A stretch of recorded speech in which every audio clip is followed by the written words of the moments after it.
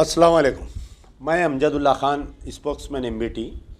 आज आपके दरमियान में लाइव आने की वजह यह है कि जैसा कि आप लोग जानते हैं कि तेलंगाना स्टेट में एक नाखुशगवार वाक़या पेश आया, जिसमें मोहम्मद खदीर ख़ान 35 साल एक शख्स को जो है पुलिस के टॉर्चर की वजह से 2 दिन कबल उसका इंतकाल हो गया। इशू यह है कि मोहम्मद खदीर ख़ान 35 साल एक शख्स जिसको 3 बच्चे हैं, 2 बेटियां 1 बेटा है, मेदक तेलंगाना में एक मेदक इलाके का रहने वाला था। उसको जो है एक चोरी के सस्पेक्ट में मोहम्मद खदीर ख़ान पिछले 4-5 साल से हैदराबाद के एक शहर हुसैन आलम में रहकर यहाँ पर जो है एक किसी होटल में काम कर रहा था। तो उसको जो है मेदक के एक सब इंस्पेक्टर ऑफ पुलिस जिनका नाम पी राजेश है और 2 कांस्टेबल्स प्रशांत और पवन हैं, और कुछ उसके अंदर है कोई आईडी पार्टी के कुछ लोग हैं, मेदक से आते हैं यहाँ पर, उसको हुसैनी आलम से उठाते हैं और बग़ैर किसी इत्तला के हुसैनी आलम पुलिस स्टेशन को, जबकि क़ानूनन यह है कि अगर जिसको भी उठाया जा रहा है उसके कंसर्न पुलिस स्टेशन में उसको इत्तला करना चाहिए, लेकिन मेदक पुलिस हुसैनी आलम पुलिस स्टेशन को बग़ैर इत्तला के इसको उठाकर 29 जनवरी 2023 के दिन इसको लेकर चले गई। 5 दिन तक मेदक पुलिस स्टेशन में रख के उसको इंट्रागेशन करे, 3rd डिग्री दिए, उसको इलेक्ट्रिक के शॉक्स दिए, उसको मुसल चढ़ाए, उसके तलवों को टायर की चप्पल से मारे। ये 5 दिन तक रोज़ाना उसकी अहलिया और उसके बच्चे पुलिस स्टेशन में जाते रहे और उसके कोई बहन भाई है वहाँ पर पुलिस स्टेशन को जाते रहे। वहाँ का जो सर्कल इंस्पेक्टर है उस तक बात गई और वहाँ के डीएसपी तक गई बात। वहाँ के जो सुप्रिटेंडेंट ऑफ पुलिस है रोशनी प्रियादर्शनी आईपीएस है, एक लेडी ऑफिसर है, superintendent of police Medak district, ये तमाम 5 दिन तक इसकी अहलिया और इसका बहन भाई सब करने गए, लेकिन किसी ने इनकी मदद को नहीं आया। जब ये ज़्यादा ज़ख्मी हो गया तो इसको लाके हाउस अरेस्ट करे, इसके घर में रख के बाहर जो है पुलिस में वहाँ पर 3 दिन तक उसको वहाँ पर रखे और बाहर कुछ जवानों को रखे। जब दर्द बर्दाश्त से बाहर हुआ तो ये किया कि घर में से भाग के वहाँ पर कोई हॉस्पिटल में, गवर्नमेंट हॉस्पिटल मेदक के कोई गवर्नमेंट हॉस्पिटल में एडमिट हुआ। वहाँ पर डॉक्टर्स मोहम्मद खदीर ख़ान को देखने के बाद में ये बोले कि स्पाइनल कॉर्ड में इंजरी है और इसको क्योंकि यूरिन से ब्लड आ रहा था, इसको किडनीज़ भी इफ़ेक्ट हो गए पुलिस के टॉर्चर की वजह से। वहाँ के कोई लोकल एक जर्नलिस्ट है हमारे उर्दू पेपर के, उन्होंने मेरे को तकरीबन 7 तारीख़ के दिन रात में या 8 के दिन, मेरा जहाँ तक ख्याल है, मुझे इत्तला किए। तो मैं ये बोला कि उसकी वाइफ की तरफ से या उसकी तरफ से कंप्लेंट और वीडियो मैसेज बनाकर मुझे भेजें। तो ख़ुद मोहम्मद खदीर ख़ान का स्टेटमेंट और उसकी वाइफ का स्टेटमेंट मेरे को भेजा गया। तो मैं जो है 9 तारीख़ के दिन मैं इसको ट्वीट किया, 9 फरवरी के दिन इसको मैं ट्वीट किया KTR साहब को, director general of police Telangana Anjani Kumar साहब को, महमूद अली साहब को टैग करते हुए और डिस्ट्रिक्ट कलेक्टर, डिस्ट्रिक्ट एसपी को मैं ट्वीट करने के बाद में, क्योंकि मैं उस दिन खम्मम में था, खम्मम से वापस आते वक्त मैं ट्वीट किया। 9 तारीख़ से लेकर कल रात में 10 बजे तक कोई दिन ऐसा खाली नहीं गया जो मैं हमारे superintendent of police Rohini Priyadarshini IPS madam को रोज़ाना दिन में 3-4 वक्त कॉल कर रहा था, मेरे दोनों नंबरों से 9246529800, 9000699800 से मुसलसल कॉल कर रहा था कि आखिर ये वाक़या है क्या बात करने के लिए। लेकिन madam never responded to my calls, never. मैं वहाँ के कलेक्टर को भी, लेडी है शायद, उनको भी कॉल करने की कोशिश करा, उन्होंने भी रेस्पॉन्ड नहीं किए। वहाँ की एमएलए है श्रीमती पद्मा देवेंद्र रेड्डी, TRS की एमएलए है और साबिका डिप्टी स्पीकर भी है, उनको भी कॉल किया, वॉइस मैसेजेस छोड़ा, SMS छोड़ा उनको, लेकिन वो भी कभी रेस्पॉन्ड नहीं किए। खैर बहरहाल मैं ट्वीट करने के बाद में मेदक पुलिस आनंद फानंद में ये मेडचल रोड पे एक प्राइवेट हॉस्पिटल है लिनोवा हॉस्पिटल, उसमें लाके मोहम्मद खदीर खान को एडमिट कराए। तो वहाँ पर इन्वेस्टिगेशन में ये पता चला, क्योंकि वो एक छोटा नर्सिंग होम था, वहाँ पर वेंटिलेटर अवेलेबल नहीं था और इसकी स्पाइनल कार्ड में 3 जगह फ्रैक्चर आया। ये जो मुसल चढ़ाते ना, ये आदमी के ऊपर 3-4 पुलिस वाले बैठ जाते पैरों के बीच में मुसल देने से, इसकी स्पाइनल कार्ड में 3 जगह ब्रेकिंग आया। और जो इसको होंदा लिटा के इसके बटक्स पे मारे और इसके पैरों पे मारे और इसके तलवे पे जो टायर की चप्पल से मारने की वजह से इसके किडनीज डैमेज हो गए इसके। तो वहाँ पर 2 दिन रखे। लास्ट संडे मैं समझता हूँ कि 14 या 15 तारीख के दिन इसको गांधी हॉस्पिटल में वेंटिलेटर पे एडमिट करे। मुसलसिल एक मेदक की टीम, एक पुलिस वालों की टीम घेरी हुई थी इसको। हॉस्पिटल में भी किसी से मिलने नहीं दे रहे थे, कोई प्रेस वालों की इसके करीब जाने नहीं दे रहे थे। और बड़े अफसोस की बात है कि इतना बड़ा वाक़या हुआ, सारे तेलुगु पेपर्स में आया, उर्दू पेपर्स में आया, तो हमारे madam Rohini Priyadarshini without any investigation अपने सबॉर्डिनेट एसआई को और कांस्टेबल्स को क्लीन चिट दे दिए। मेरे पास टाइम्स ऑफ इंडिया की कटिंग है, क्रॉनिकल की कटिंग है, जिसके अंदर उनका स्टेटमेंट है कि ऐसा कोई टॉर्चर नहीं किया गया और हम उसको सुबह लाए और शाम में छोड़ दिए। उमन तो ऐसा होता है कि कोई पुलिस टॉर्चर का केस आता तो जो भी सुपरिटेंडेंट ऑफ पुलिस या कमिश्नर ऑफ पुलिस के पास ये बात जाती तो वो लोग ये करते कि एक इंक्वायरी डालते या पर्सनली जाके फैमिली से मिलते या पर्सनली बुला के फैमिली से मिलते। उन्हें 9 तारीख से लेकर 16 फरवरी तक, 9 फरवरी से 16 फरवरी तक हॉस्पिटल में ज़ेरे इलाज रहा।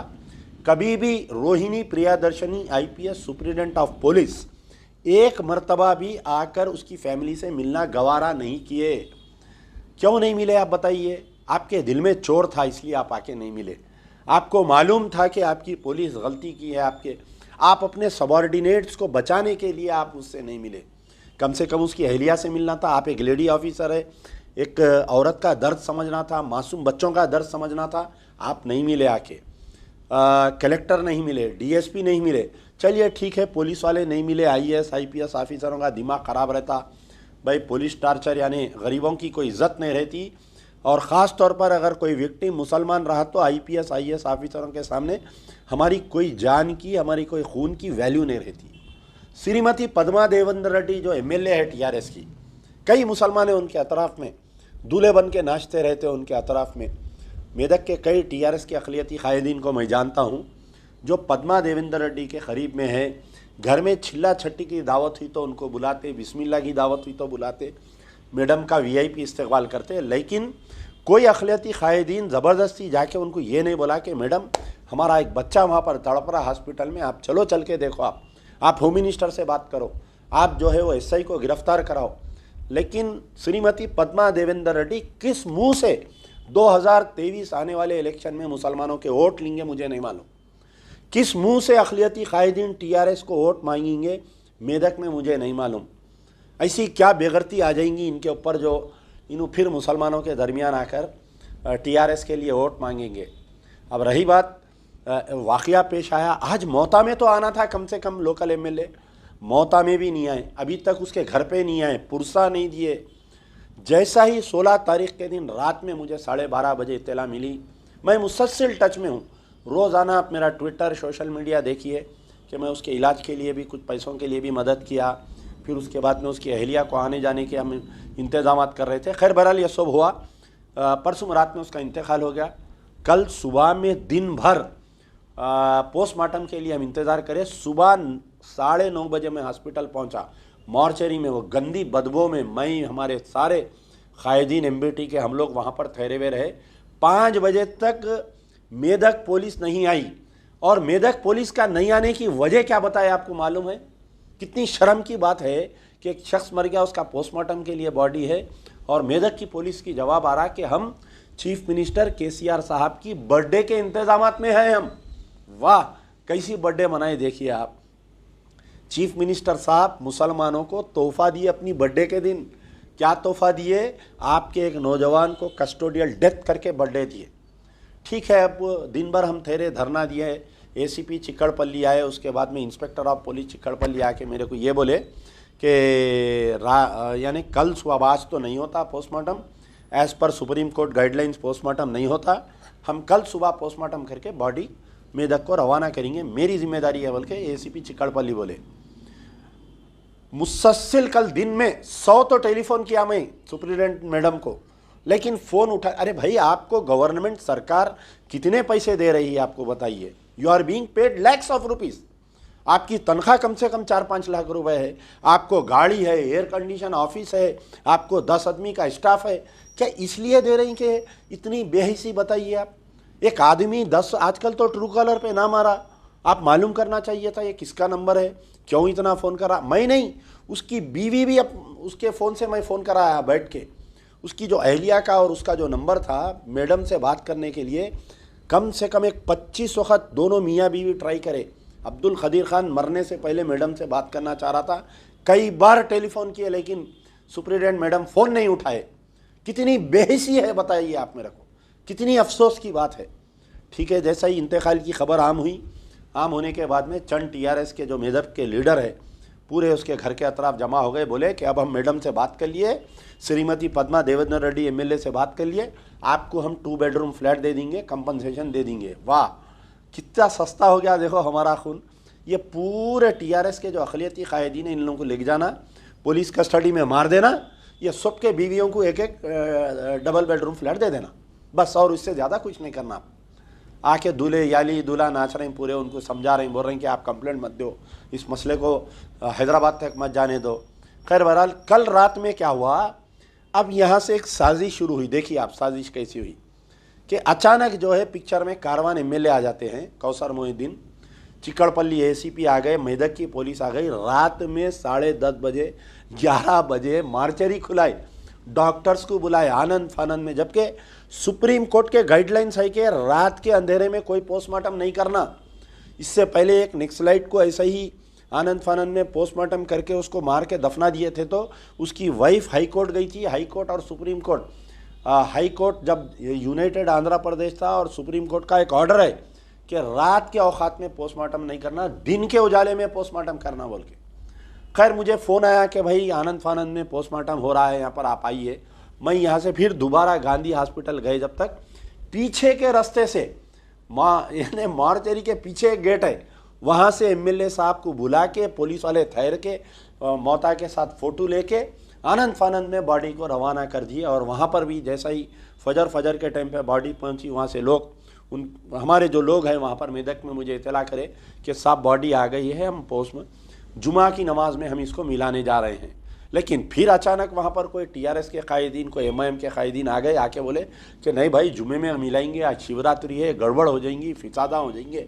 अरे फिसाद के का भाई, पुलिस के मुखालिफ में लड़ रहे हैं, सब हिंदू मुसलमान सब मिल के लड़ रहे हैं, हम पुलिस कस्टडी के खिलाफ, डेथ के खिलाफ में लड़ रहे हैं हम। तो खैर उसमें जो है ज़बरदस्ती ले जाके उसको दफना दिए उसको। उसके बाद में जो है 3:30-4 बजे के करीब में डीजीपी के पीआरओ की तरफ से एक प्रेस नोट आया, आए मुसलमानों, आए तेलंगाना के मुस्लिम कायदीन, आए उलमा मशाइखीन, जो बिरयानी खा के जो जाके चीफ मिनिस्टर को सेकुलर बोले, जो तारीफ़ करे, आए महमूद अली जो नंबर 1 चीफ मिनिस्टर बोलने तुम्हारा मुंह नहीं सूखता। अब देखिए क्या साजिश हो रही है आप लोगों के ताल्लुक से। डायरेक्टर जनरल ऑफ पुलिस के पीआरओ एक मैसेज देते हैं कि आईजी ऑफिसर कोई आईजी को हम अपॉइंट करें। आईजी को डायरेक्शन दिए हैं कि संगा रेड्डी के कोई सीनियर ऑफिसर से इसकी तहकीकात करवाई जाए, और वहाँ के सर्कल इंस्पेक्टर को और सब इंस्पेक्टर को report to the IG office, अभी सस्पेंड नहीं करे, डिसमिसल फ्रॉम सर्विस नहीं करे, तो रिपोर्ट। फिर वहाँ पर हमारे रोशिनी प्रियादर्शनी आईपीएस मैडम, आज की तारीख तक उनको फुर्सत नहीं मिली, केसीआर के कपड़े धुलाने से उनको फुर्सत नहीं मिली, बर्थडे के अरेंजमेंट से फुर्सत नहीं मिली। आज 5 बजे उनको फुर्सत मिली, तो आज एक प्रेस कॉन्फ्रेंस करके ये बोले कि जो एसआई है और 2 कांस्टेबलों को रिपोर्ट टू द बोले। तो आप बताइए कि मैं डायरेक्टर जनरल ऑफ पुलिस से ये पूछ रहा हूँ कि प्रियादर्शनी मैडम जो है सुप्रिटेंडेंट क्लीन चिट दे दिए थे कि ऐसा कोई वाकया नहीं हुआ, तो फिर आज डीजीपी साहब कहीं को ये बोले कि हम इसकी तहकीकात करेंगे, जब कुछ नहीं हुआ ना साहब, जब पुलिस वाले लेके नहीं गए, मारे नहीं, टार्चर नहीं करे, कुदरती मौत से उन्हें मोहम्मद खदीर खान मर गया, तो आज डीजीपी को क्या चूहा काटा क्या, बताओ। आज डायरेक्टर जनरल ऑफ पुलिस जो बोले कि एक आईजी ऑफिसर को मैं इंस्ट्रक्शन दिया हूं कि आईजी इन्वेस्टिगेशन नहीं कर रही, एक सीनियर ऑफिसर से आपके एक मगरमच्छ के आंसू रोते हुए इन्वेस्टिगेशन का एक ऑर्डर दिए। होना तो ये चाहिए था। अब आप बताइए, अगर कोई दलित मरता पुलिस कस्टडी में, अगर कोई SC ST का कोई आदमी अगर उसको पुलिस कस्टडी से होता, हंगामा हो जाता, पूरा नेशनल न्यूज़ बन जाती, पूरे तेलुगु चैनलों में। अरे 9 तारीख से उन्हें ज़िंदगी मौत के लिए लड़ा, ना कोई तेलुगु चैनल में बता रहा, ना कोई नेशनल मीडिया बता रहा, ना कोई पॉलिटिकल लीडर, ना। अरे KTR साहब ट्वीट खेलते हर छोटे मसले पे, 10 लाइटां लगाए तो बोलते तेलंगाना तरक्की की और नंबर 1 पुलिस। हमारे असदुद्दीन ओवैसी साहब ट्वीट खेलते हरियाणा में 2 लोगों को मारे, यकीनन बहुत गलत हरकत हुई हो वहाँ पर, राजस्थान हरियाणा के बॉर्डर पे जो मारे, तो आप जाके वहाँ पर कर रहे हैं। अरे भाई, आपके दामन में, आपकी शेरवानी के अंदर, आपके पायजामे में पुलिस वाले घुस गए अंदर तेलंगाना के, जुडिशल कस्टडी हो गई। यहाँ पर आपके मोहम्मद खदीर खान का इंतकाल हो गया, आपके 7 MLA यानी अली बाबा 40 चोर पूरे गायब है, पूरों के पूरा गायब है। उन्होंने भी रात को आया, आज जाके खाना दे रहे MLA साहब, फोटो ले मियाँ बोल रही। आप क्या फ़ोटो लेने के वास्ते गए थे, खाना देने? खैर ठीक है। अब क्या हुआ, ये जो वाक़या पेश आया, DGP साहब प्रेस नोट दिए, इससे कुछ नहीं होने वाला है। मैं आपको थोड़ा बैक में बताता हूँ। आलेर एनकाउंटर हुआ, एक गवर्नमेंट एक कमेटी कॉन्स्टिट्यूट करी थी कि आलेर एनकाउंटर की तहकीकात करेंगे। आज तक वो जियो बरफदान में चले गया। मुस्तफ़ाउद्दीन का वाक़या पेश आया, एक कमेटी बनी, एक आर्डर आया, उसके बाद में कुछ नहीं हुआ। तो ऐसे कंसिक्यूटिव कई वाक़यात है जिसका मैं आपको मिसाल दे सकता हूँ। तेलंगाना में आलेर एनकाउंटर 7 मई 2015 को जो हुआ, उसका आज की तारीख तक कोई तहकीकात नहीं हुई, कोई उसका इंसाफ नहीं मिला। हर कितने बार असेंबली नहीं हुई होंगी सब बताओ आप, 0 ओवर में उठाते अकबर ओवैसी उठ के, साहब वो आलेर एनकाउंटर का क्या हुआ, कोई जवाब नहीं। किशन बाग में 14 मई 2014 को पुलिस फायरिंग में 4 आदमी को मार दिया गया, बाद में 3 आदमी जो ज़ख्मी थे मर गए। उसके बाद में भी एक इंक्वायरी बैठी थी, एक कमेटी बैठी थी, उसका आज की तारीख तक कोई इंसाफ नहीं मिला। एक निज़ामबाद में एक वाक़या पेश आया था, सेम ऐसी जैसा मोहम्मद खदीर खान को गिरफ्तार करके ले जाके चोर के सस्पेक्ट में मार दिए। शेख साजिद हैदर 21 मार्च 2015 के दिन निज़ामबाद के ऐसी चेक पंचर जोड़ने वाले को चोरी के केस में लेके गए, कस्टडी में मारे, मर गया। उन्हें यही गांधी हॉस्पिटल में लाए थे, जब भी मैं गया था। हम इशू को उठाए, हम ह्यूमन राइट्स कमीशन में डाले, हम कोर्ट में डाले, हम गवर्नमेंट को बोले, लेकिन आज की तारीख तक वो इशू पे कोई इंसाफ नहीं मिला। इंक्वायरी बंद हो गई, पुलिस वालों को क्लीन चिट दे दिए। तो फिर इसको मारे कौन, शेख हैदर को? फिर मुस्तफ़ाउद्दीन का वाक़या हुआ 9 अक्टूबर 2014 के दिन आर्मी गैरिसन में। उसका तो डाइंग डिक्लेरेशन है ना साहब। मरने से पहले मुस्तफ़ाउद्दीन जज के सामने उस्मानिया हॉस्पिटल में डाइंग डिक्लेरेशन दिया, 2 आर्मी के लोग मेरे साथ बदफेली करे, मेरे को पेट्रोल डाल के जिंदा जला दिए। आज की तारीख तक इंसाफ मिला ना, कोई इंक्वायरी नहीं हुई, कुछ नहीं हुई। मैं ये सब बातें इसलिए बोल रहा हूँ, आज जो हमारे director general of police Anjani Kumar साहब का जो प्रेस नोट आया तो लोग खुश हो रहे हैं, अरे सस्पेंड कर दिए, अरे गिरफ्तार कर लिए, अरे उसको ऐसा कर दिए। कुछ नहीं होने वाला है। It's an just an eye wash. Mecca Masjid blast का एक फैसला आया, 18 मई 2007 को ब्लास्ट हुआ, 16 अप्रैल 2018 को तमाम खातियों को बाइज्जत बरी कर दिए फैसले में। वटोली में एक वाक़या हुआ था 12 अक्टूबर 2008 के दिन, एक फ़ौजी के घर में उनके वालिद को और 6 अफराद सो रहे थे, रात में जिंदा जला दिए। वटोली में एक वाक़या हुआ था 18 अप्रैल 2018 को, फैसला हुआ, तमाम कातिलों को बाइज्जत बरी कर देगा। एक आप लोगों को याद होगा, जो एक मुजफ्फरनगर का एक ऐसी कारोबारी था, बिजनेसमैन, उसको वरंगल पुलिस उठा के लेके गई थी। अब्दुल मन्नान जो मुजफ्फरनगर उत्तर प्रदेश का रहने वाला था, फेरी में कपड़े बेचता था, वरंगल पुलिस उसको ऐसे ही शक में कोई चोरी के केस में लेकर गई। 27 अप्रैल 2019 के दिन उसका वाक़या पेश आया, उसको जो है कस्टडी में मारे, बाद में हॉस्पिटल में ले गया, उन्हें मर गया। आज की तारीख तक 2019 से वो हम ह्यूमन राइट्स कमीशन में डाले, हाई कोर्ट में, बहरहाल मुख्तलिफ कार्रवाई करें हम, लेकिन कोई उसके अंदर इंसाफ नहीं मिला। तो जो लोग आज खुश हो रहे हैं कि डायरेक्टर जनरल ऑफ पुलिस का जो स्टेटमेंट आया उसके ऊपर बगला मचा रहे हैं, पूरे ऐसा नाच रहे हैं कि डीजीपी साहब ऐसा बोल दिए, डीजीपी साहब का प्रेस नोट ऐसा आ गया। भाई कुछ नहीं होने वाला है, कुछ नहीं होने वाला है। जब तक सिटिंग हाई कोर्ट, अगर तुम में दम है, ये तमाम जो बगला बजा रहे हैं ना, उनके कायदीन को मैं ये बोल रहा हूँ, असदुद्दीन ओवैसी क्यों खामोश है, पहले सवाल करो। तमाम मजलिस के अरकान से मेरी गुजारिश है, मजलिस के चाहने वालों से मेरी गुजारिश है, असदुद्दीन ओवैसी क्यों खामोश है, उनका ट्विटर पे क्यों कंडेम नहीं करे इसको। मोहम्मद खदीर खान के वाक़े को असदुद्दीन ओवैसी क्यों नहीं करे। अरे RS परवीन जो रिटायर्ड IPS ऑफिसर, BSP का जो चीफ है तेलंगाना का, इतना सख्त ट्वीट किया है, उन्हें बोला कि भाई मुसलमानों का खून इतना सस्ता हो गया तेलंगाना में। कविता को जो हज़ारों करोड़ के स्कैंडल में KTR है, कविता है, उन लोगों के खिलाफ में पुलिस वाले लेके जाके 3rd डिग्री क्यों नहीं करते। बल्कि एक गैर मुस्लिम, एक दलित जो RS परवीन कुमार BSP का जो चीफ है, retired police officer, retired IPS officer, उन्हें ट्वीट कर रहा। और हमारे असदुद्दीन ओवैसी खामोश है, KTR साहब खामोश है, असदुद्दीन ओवैसी खामोश है। वो बेचारे हमारे leader of the opposition Akbaruddin Owaisi तो लापता रहते। उन्होंने कब आते मालूम, इलेक्शन में आते, वो भी बाबानगर के जलसे में आके एक धुआंधार तकरीर, हला देता हूँ, मार देता हूँ, चीर देता हूँ, फाड़ देता हूँ, हुकूमत बना देता हूँ, तख्त पे लिटा देता हूँ, और हमारे लोग जिंदाबाद मुर्दाबाद शुरू कर देते। खदीर को भूल जाते, अब्दुल मन्नान को भूल जाते, वटोली के शहीदों को भूल जाते, मक्का मस्जिद के शहीदों को भूल जाते, मुस्तफ़ाउद्दीन को भूल जाते, शेख साजिद हैदर को भूल जाते, किशन बाग में मरे सौ वालों को भूल जाते, आलेर एनकाउंटर वालों को भूल जाते। हम निकल जाते दौरे पे, फिर जीतेगा भाई जीतेगा, बड़ा गोश्त खाएंगे, अकबर भाई को जिताएंगे, असद भाई को जिताएंगे, हमारा नारा। अब ये जितने उलमा, मशाइखीन, ये दानिश्वर अपने आप को जो बोलते, ख़ास तौर पे अब देखिए आप, हमारे जमात इस्लामी के हामिद मोहम्मद खान साहब है, फौरी आ जाते शेरवानी पहन के, बेचारे KCR की तारीफ़ करना है, तायद करना है तो 2 मिनट में आ जाते। कहाँ पर है भाई, 16 को बच्चा 9 तारीख के दिन उसको गिरफ्तार करे, उर्दू अखबारात में आया। आप बेहतरीन तेलुगु बात करते, तेलुगु अखबारात में आया।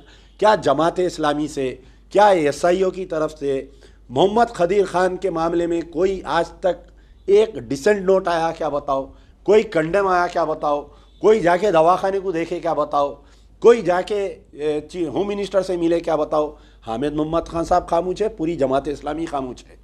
जो उलमा मशाइखीन जाके 2018 में 2019 में बिरयानी खा के चीफ मिनिस्टर को सेकुलर बोले थे, जो तायद करे थे, वो कहाँ हैं बताओ आप। पूरे गैब है, एन मास पूरे गैब है।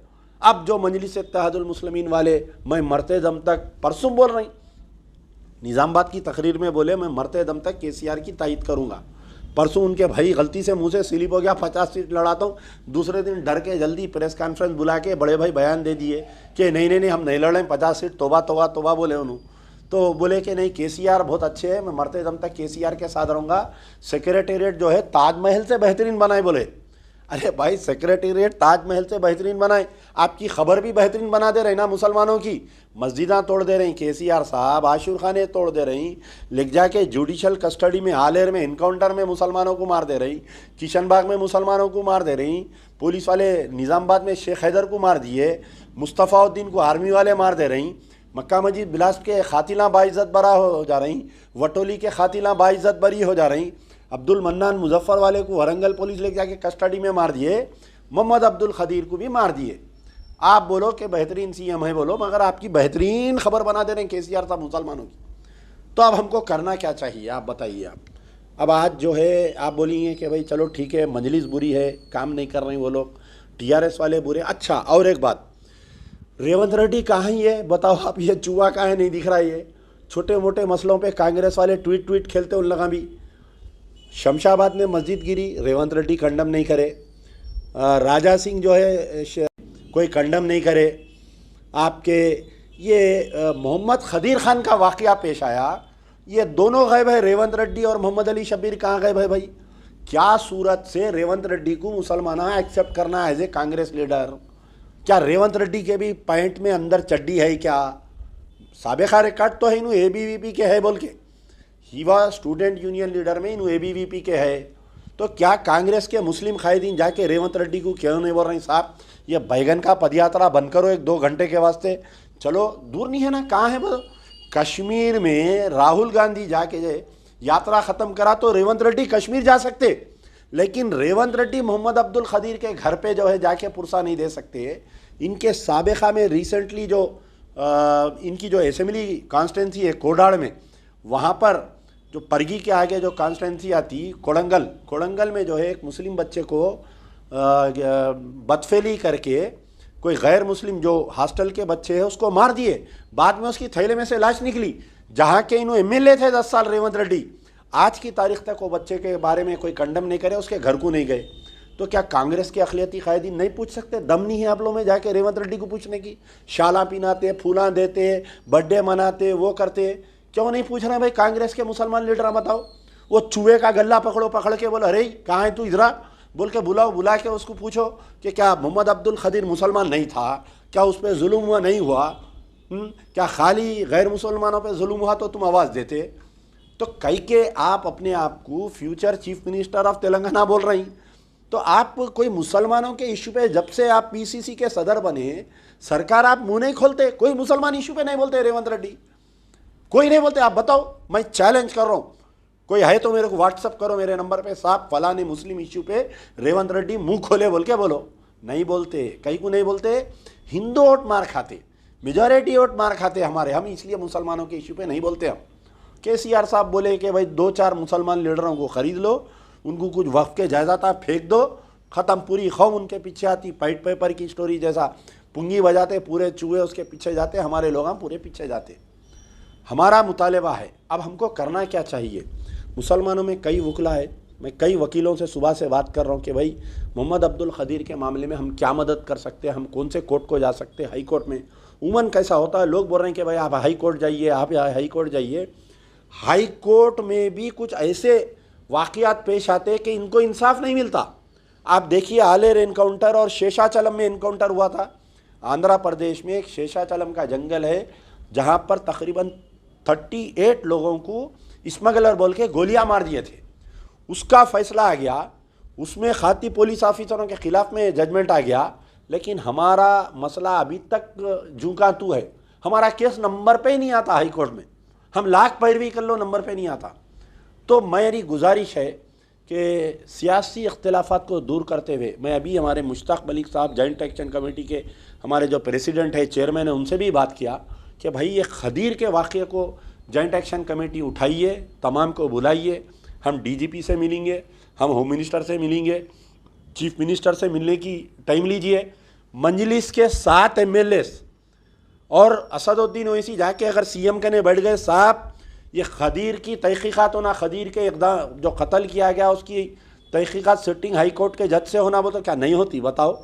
नहीं, इनको नहीं होना है। इनको बोल रही है मसले को दबा दो। मैं इंडिया के मुसलमानों का लीडर हूँ, मैं तेलंगाना के मुसलमानों का लीडर नहीं हूँ। मैं दबा दो मसले को, तुम्हारी कोई वैल्यू नहीं है तेलंगाना के मुसलमानों की।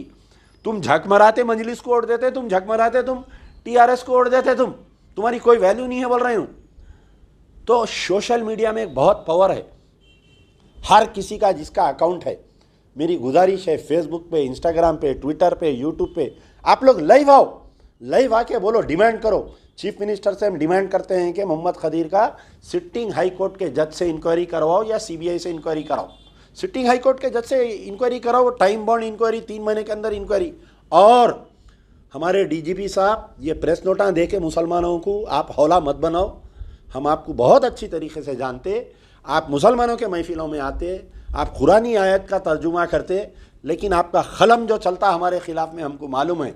तो आप बराए करम मेहरबानी डीजीपी साहब ऐसा करिए कि ये जो सब इंस्पेक्टर है परेशान नहीं राजेश, और ये तीनों को मर्डर केस में गिरफ्तार करो। मर्डर केस में 302 सेक्शन लगा के इसको गिरफ्तार करके रिमांड करो।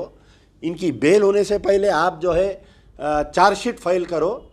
डिपार्टमेंटल इंक्वायरी करते रहो, आप उनको नौकरी देते दियो, नौकरी नहीं देते मत दियो, मगर उनकी गिरफ्तारी का मुतालबा, जब तक उनकी गिरफ्तारी नहीं हुई, मैं तमाम तेलंगाना के मुसलमानों से, मैं तमाम तेलंगाना के सेकुलर हिंदुओं से मेरी गुजारिश है कि अब ये लीडरों के पीछे फिरना छोड़ दो। ये टीआरएस के लीडरों के पीछे, ये कांग्रेस के लीडरों के पीछे, ये मजलिस के लीडरों के पीछे फिरना छोड़ दो।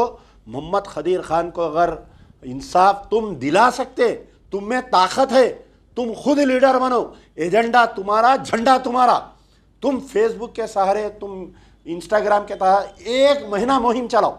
आज लिख लो, आज की तारीख, आज 18 तारीख है, 18 फरवरी से 18 मार्च तक पूरे अपने प्रोफाइल चेंज कर दो। आप व्हाट्सअप प्रोफाइल चेंज करो, लगा दो we want justice for Mohammed Khadir Khan, we want. अरे कश्मीर में रेप हुआ तो हम करें ना एहतजाज। हमारा एक फैशन बन गया आजकल हैदराबाद में, तेलंगाना में। हम कश्मीर में रेप हुआ तो रैली निकालते, कैंडल लाइट डिनर करते। हम जो है कहीं दूसरे मुकामात पर हुआ तो हम चैरिटी करते हैं। लेकिन हम हैदराबाद में कोई ऐसे वाक़यात तो रेप हुआ मुसलमानों के साथ, यहाँ पर कत्ल गारतगिरी हुई, तो हम या हमारे लीडर मुंह नहीं खोलते। आज तमाम नौजवानों से, तेलंगाना के नौजवानों से आज अमजदुल्ला खान दर्दमंदाना अपील करता है, जो भी सोशल मीडिया पे है, अपने अपने फेसबुक अकाउंट पे लिखो आप कि we want justice for Khadir Khan, we want justice for Khadir Khan. हम इनको मर्डर केस में गिरफ्तार करना, पी राजेश, प्रशांत, पवन को, तीनों को सिटिंग हाई कोर्ट जज इंक्वायरी होना, 25 लाख रुपए इसको एक्सग्रेशिया होना, 2 बेडरूम फ्लैट होना, गवर्नमेंट जॉब होना। अपना व्हाट्सअप प्रोफाइल बनाओ, अपना स्टेटस बनाओ, अपना व्हाट्सअप स्टेटस बनाओ, फेसबुक के पूरे आपके फ़ोटोस निकाल के खदीर की फ़ोटो डाल के रखो। 1 महीने तक मुहिम चलाओ पूरे जने।